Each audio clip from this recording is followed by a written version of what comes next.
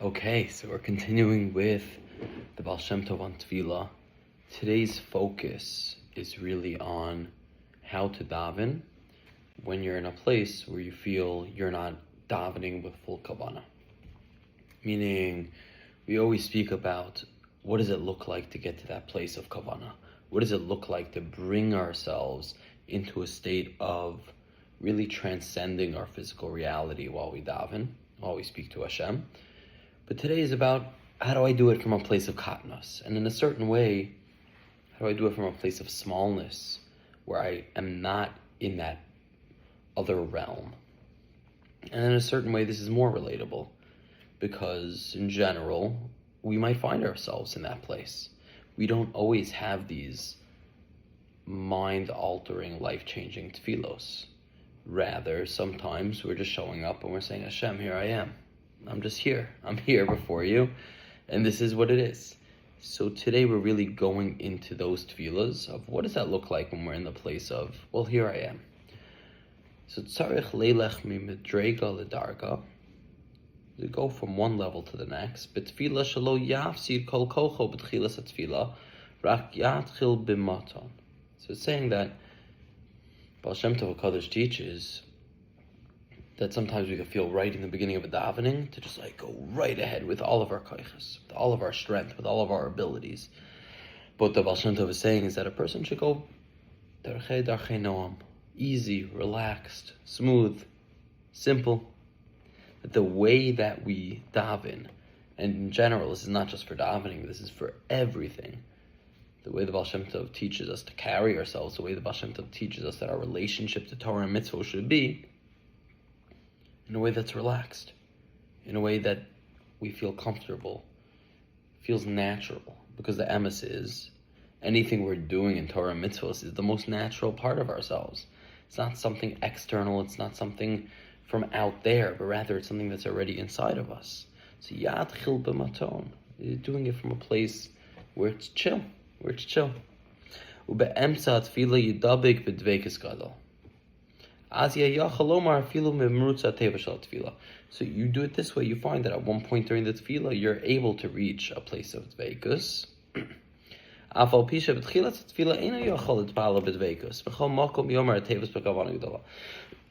To be okay to go in and out of dveikus. This is a yesod. This is foundational for life. What is Baal Shem Tov teaching us is so much more than just davening right now. The Baal Shem Tov is teaching us is that it is okay to have ups and downs. That it is okay to have times when you're like, I'm fully connected to Hashem right now and I'm on fire. And there's some times when you're just completely disinterested and numb. And that's normal, and that's a reality that the Baal Shem Tov is talking about. The Baal Shem Tov is telling us about. It says, Ad shi'azor lo, Hashem yisbarach l'espala b'dveikus gadol, until Hashem reveals to us how to daven again b'dveikus. The point is that when we're not in a place of dveikus, when we're not in a place where we're just, I'm glued to Hashem right now, to realize from that place also, we are connected. Because our connection has nothing to do with our conscious reality, and it's just a reality that transcends our consciousness. It transcends our experience. So right now I'm experiencing closeness, or right now I'm experiencing distance. But I'm not actually any closer or more distant. That's the biggest chiddush of Baal Shem Tov here, is that what I experience is not altering the reality, it's just my experience. So the reality is that a Jew is kulo davuk to Hashem, that a Jew is just attached, completely glued to Hashem, glued to the creator of the world. And sometimes I get to experience the fact that I am glued, and it's a fact. And sometimes I don't experience the fact that I am glued to Hashem. So when I don't get to experience it, guess what? The Baal Shem Tov says you show up and you continue. And when you do get to experience it, then you say, thank you Hashem for allowing me to experience the reality that I am attached to you. Okay,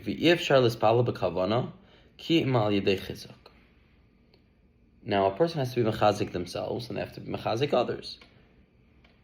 To daven b'kavana requires chizuk. Why? Because if I don't feel connected to Hashem, if I don't feel like I am in a place where I am able to talk to Hashem, to stand before Hashem, then of course I'm not going to have dveikus. And of course I'm not going to be able to be mispalel b'kavana. To be able to be mispalel b'kavana means I need to be in a place of chizuk, a place where I am feeling confident. Because if I'm feeling confident about myself, then I also feel confident that I can express myself to Hashem. The saddest thing is when a person stops believing that Hashem actually wants to hear them. And that's why you need chizuk to realize that Hashem wants to hear every little thing we have to say. And it's not enough to just, how do I get this chizuk? It's by davening for it. This is the famous teaching of Rav Nachman, where someone comes and says, Rebbe, I want to, I'm in this Yerida, and I don't know how to talk to Hashem, I don't know how to do mitzvahs, I don't know how to do anything from this Yerida, I don't know what to do, right? I want to serve Hashem from this place of chizuk. And this comes up in so many stories and so many different teachings of Rav Nachman, and it's found in the teachings of Baal Shem Tov, where the idea is that you can serve Hashem from the Yerida. So you're in a Yerida. Okay, so you serve Hashem from a place of Katnas. So you're in a place of Moich and the Katnas. So you serve Hashem today from a place of Katnas. Just because you're in a place of Katnas doesn't mean stop serving Hashem. That's what it says. Tzarich levakesh me'asem yisparach siyu v'ezer. How? To be mispalel. So I have to daven so I could daven. And that's exactly the key here. Is to daven so I could daven. Meaning, at the end of the day, even if I don't experience closeness, I believe in a reality that I am close. And I'm merely asking Hashem to reveal to me that which already is. Not something that I am far, and if I daven properly, I will be close. It's a false narrative. The correct narrative is, I am close. And I ask Hashem to allow me to experience that which I am, to experience that which is. That's what's going on. Okay, pa'amim ein adam oved rak b'katnos. Now we're continuing in the same theme. Sometimes a person is distant. It's a reality that we've all experienced, that we've probably experienced today, and the way of the world is we'll experience it tomorrow too. And that's okay, because that's jumping in and out of rutz v'shuv, of in and out of katnus and godless and katnus and godless. And that's what the Baal Shem Tov is telling us, is that it's a-okay to be within katnus and godless, bouncing in and out. And this person doesn't feel that, and they're not going up to, we should be zochet even a tiny bit of this. He says that he's not going into the upper ilamos at all, the upper worlds as he's praying. However, he's having a continuous thought of Malei kol haaretz kvodo, that Hashem's greatness, that Hashem's honor and Hashem's greatness fills up the whole world. V'hu karav eitzlo, and this is a closeness. V'hu ba'oso sha'a k'mo katan, and even though at that moment, not only is the person in a place of moich and the katnas, it's as if he's a katan. It's as if he's an infant. She'ein sichlo gadol rak ma'at.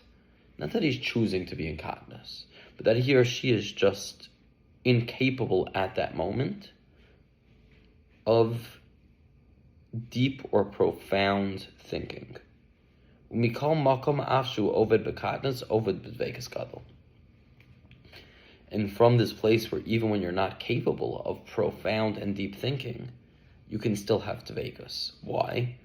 Because dveikus is as simple as saying, I acknowledge that Hashem is the creator of the world, and I acknowledge that Malei kol haaretz kvodo, that the whole world is just filled with godliness, that every single thing contains its insights of kedusha from Hashem, that every single person has an neshama, and that's a reflection of Hashem. It's a part of Hashem. And when you live that way, that's what it means.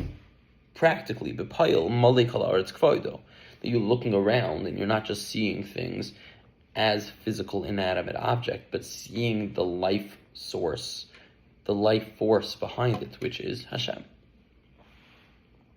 Doesn't sound like godless. That sounds like godless. So what's the idea? Is that even though that started with katnos, it quickly transcends into Meichen the Gadlus. What do I mean by that? That a person says, I'm not feeling it right now. So you take a moment and you start to think, Malay Kalaretz Kavodo, that the whole world is filled with God's glory and the whole world is only an aspect of a reflection of that which is Kulo Davok Ta Hashem. And then guess what? When you start thinking that, you start to experience that. So if you look Shenova Mimadrag, also Yed Davok Babar Machshav Ktana. And that's exactly what we're saying here, that even when a person falls off on their madrega, there should be Davok Ta Hashem even b'madrega Ktana, even with a small thought. Ki lefa'amim yesh gam kein katnas lamala. Because there's such a thing as katnas lamala. Now what does that mean? B'zeir anpin. Umikoch also a katnos yavo l'gadlus. And through that katnos, you reach a place of godless. Now what does that mean? It gives, Baal Shem Tov gives a mashal for this. Kmo gacholim, she'im yeh nitzutz echad, shenishar, yachol linafeach behem harbe. So just like coals, that if you have one spark, a little bit that's lit, you can light a giant bonfire. You can relight an entire fire just from one little coal, one spark. Achia madrega gedola. La fukeim lo hayaf nitzotz katan lo yachol lenafech eish. And if you don't have that one tiny spark, then you can't light a fire. But if you have one tiny spark, you can light an entire bonfire from it. Kach em lo yed davok b'machshava ketana tamid bo yisbarach. So too, that even just by being davok to Hashem with one machshava, one small thought, you can use that as the ability to connect to Hashem in the biggest way possible, consciously. By just holding on to that thought, that even though I might not be focused right now, and even though I don't feel capable of connecting in the deepest way and having a moichen the godless, nonetheless, just the realization that I am even in a place of katnos, I am still showing up, that itself is like the coal that can then be reignited to light an entire fire. Lo yomar adam k'sha'ochel ispalel b'slavos ispalel. Now, a person should not say, when I'm able to daven with islavos, then I'll daven. Meaning, when I'm in a place where I'm really able to get up and do it, that's when I'll do it. Vim lav lo. Allah says, ask me l'spal. And if not, I'm not going to be matriach. I'm not going to bother myself. I'm not going to force myself to daven. Kim adraba. Baal Shem Tov HaKadosh says the opposite. That there is a great beauty in showing up even when you don't really want to. This is an important teaching. To show up when you don't really want to shows that you really want to. Now, what do I mean by that? If I show up and I daven, even when I don't feel like I'm in a place where I want to daven at this moment, it shows a core value of mine is to daven. It shows that even when I'm not really feeling it, it is that important to me that I'm still going to show up even while it's difficult. Why? Because the emes is that as a Jew, you are always excited to daven, even though your experience might be a little bit different at times.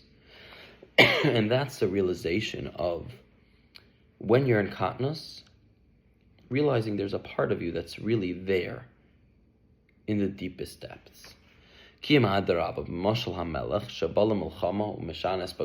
gives an example of a king, and the king is not in his royal garb at this moment. So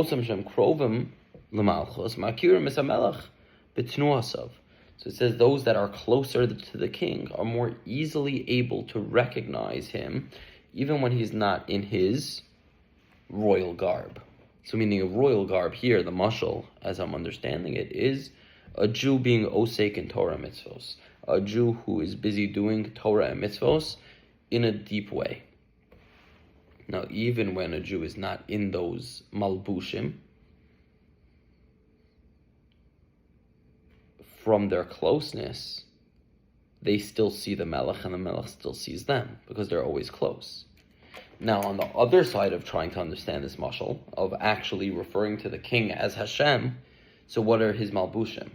What then is the malbush that Hashem wears? V'otam she'enu kruvim lamelech roim k'shaham mishamrim yoyser b'yoyser makom mistam Hashem o-melech kachu k'she'enu yochel espalo mishamrim es ha-melech shelo legalos oso lefanav.